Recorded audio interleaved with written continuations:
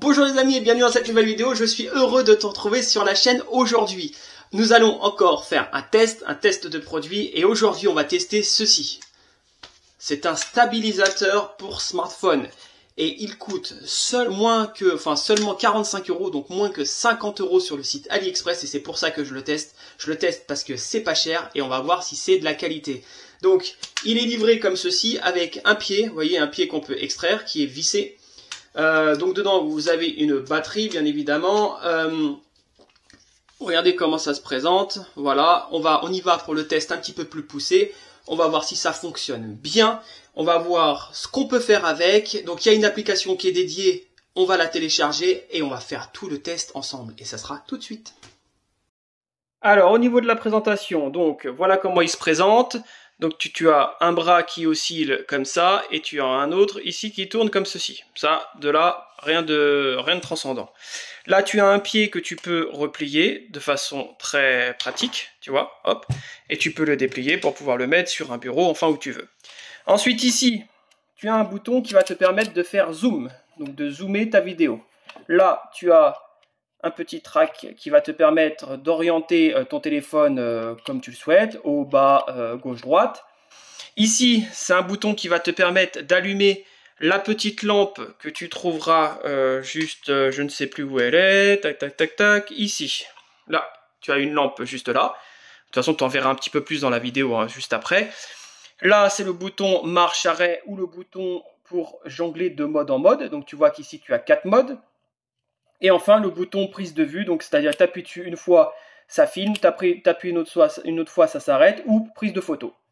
Voilà, ensuite, si on fait encore un petit tour, là, ici, tu as un bouton qui va te permettre de verrouiller ou de revenir en arrière. Et là, tu as le chargeur USB-C. Donc tu vas voir qu'il y a quelque chose qui est super pratique sur cette caméra, enfin sur ce gimbal, c'est que tu peux lui parler avec des gestes. Donc il y a une codification que tu vas pouvoir apprendre et cette codification elle va te permettre de faire différentes choses. Par exemple, je te montre. Si je fais ça, là, cette fois-ci, alors attends, je vais me mettre en vidéo. Hop, on recommence, voilà. Donc là, il filme en même temps, comme ça va faire deux caméras. Si je fais ça, hop, cette fois-ci, il verrouille mon visage. Donc là, tu vois, si je bouge, tu vois le gimbal bouger. Tu vois, et c'est assez réactif, hein, ça me suit super bien. Donc ça, c'est plutôt pratique. Par exemple, si je me lève, hop, tu vois, il oriente complètement le tracking de mon visage. Alors, on va couper. Donc, en lui montrant ma main comme ça, il bascule de photo à vidéo. Ça, c'est plutôt pas mal. Ensuite, il y a un autre geste. Tu fais ça. Et là, dans 3 secondes, il prend la photo. Et enfin, le dernier mouvement que tu peux faire, c'est celui-ci. Et là, regarde, tu viens de basculer en mode paysage. Et à chaque fois que tu lui feras ça, tu changeras de mode. T'as vu, c'est intéressant comme système. Donc ensuite, on va voir les autres options que tu as dessus. Donc ici, tu as la petite manette qui te permet d'orienter ton téléphone ou ta caméra là où tu as envie de l'emmener. Ici, tu as un autre système. Regarde si j'appuie dessus. Ça vient faire un zoom. Donc tu peux dézoomer, zoomer à volonté avec la petite molette que tu as ici. Ensuite, tu as une autre chose. Ici, tu as une lumière. Donc quand tu restes appuyé dessus, hop, et à l'arrière de ton système, regarde bien.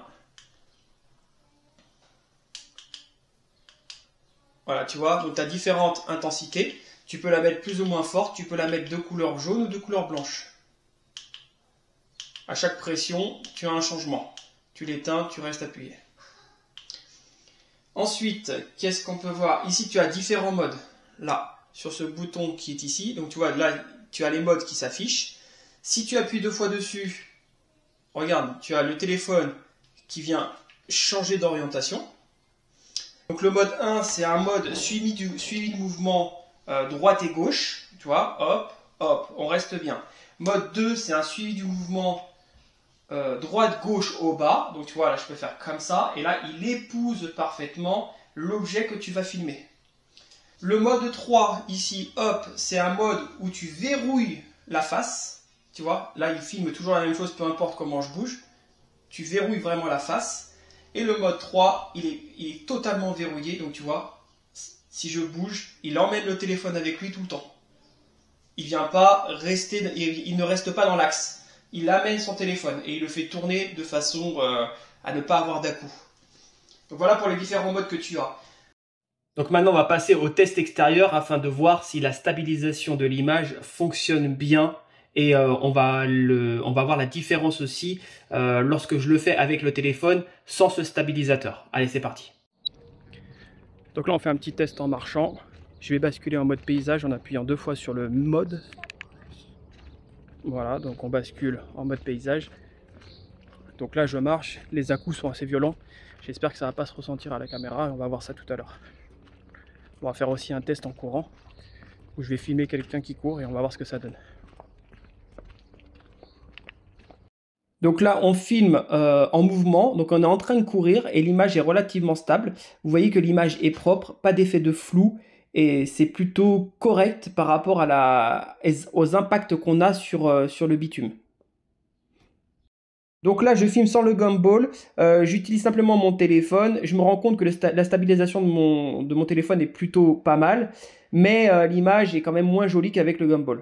Là, je me filme moi-même en courant, donc je cours assez fortement. Je fais des impacts assez violents sur le sol pour vérifier justement si l'image est stable. Et on voit bien quand même qu'il y a quand même un gros progrès sur ce genre de produit et ce genre de stabilisateur. Là, on est vraiment sur une image qui reste plus que correcte par rapport à ce que je suis en train de filmer et surtout au mouvement que je suis en train de faire. Alors les amis, on va faire maintenant la conclusion.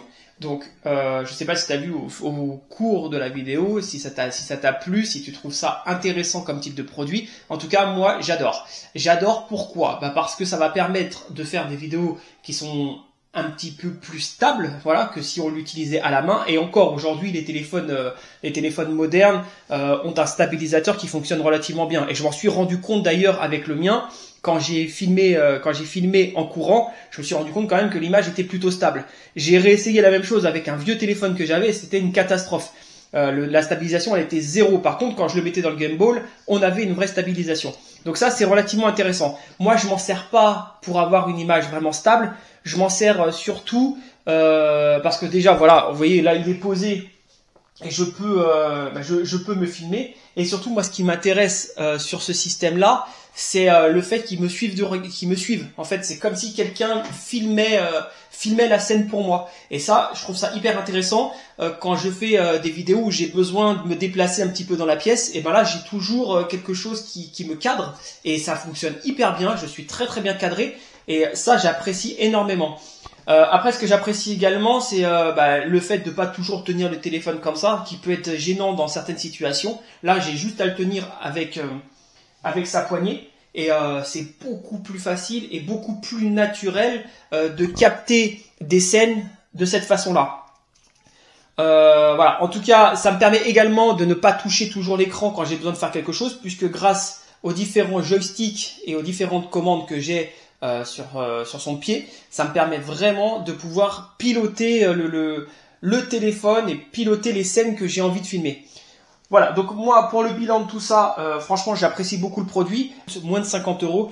Donc si tu veux un stabilisateur qui fait le job, qui est correct pour un budget moindre, franchement je pense que ça sert à rien d'aller sur des stabilisateurs qui coûtent une fortune. Voilà les amis, cette vidéo est déjà terminée. Si elle t'a plu, n'hésite pas à me lâcher un petit pouce bleu et on se retrouve très vite pour d'autres vidéos. Au revoir.